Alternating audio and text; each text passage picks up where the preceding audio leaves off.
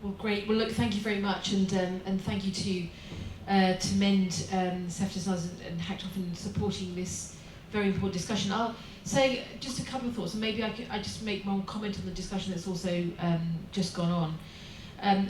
In terms of social media, I think women see what happens to other women, and I know if I tweet if I retweet, say, I'll use Yvette Cooper as an example, what I get back and where it comes from. It's a lot also coming from men in America, as well as, you know, sort of more of the sort of more towards the right, the far right, in the UK as well. And it sort of happens with impunity, and it happens with a lot of people who take different identities in order to hurl abuse. And the thing. And I've also noticed it a lot with if I retweet, say, Sadiq Khan as a Muslim person or who's visible, very visible, and so there's a sort of it's almost like an online mob that lies in wait in order to then make your life miserable for 2 days afterwards.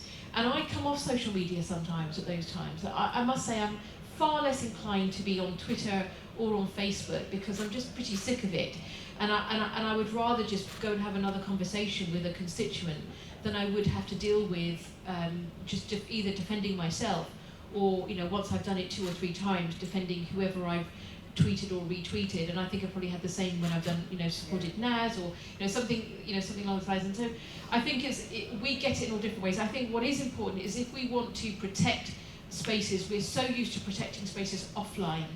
And the workplace and also our streets, but we're still not as confident at saying we've got to look at how we protect places online. But I just want to say a couple of things, which is what all of this debate is going to be doing, and also the misrepresentation and the bias that's in the media, and also there's very soft racism that there is in a lot of our media, whether we say it or we don't say it, that's what it is. And there is going to be an impact, particularly on the next generation.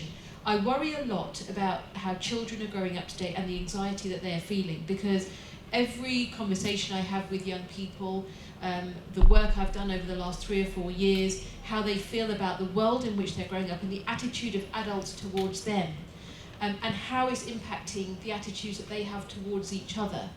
It's incredibly important that we stop and think this isn't just about today's headline and getting through, and about today's issue. It's what's the impact of the culture we're creating, and how is that now informing a different set of rules for children growing up today.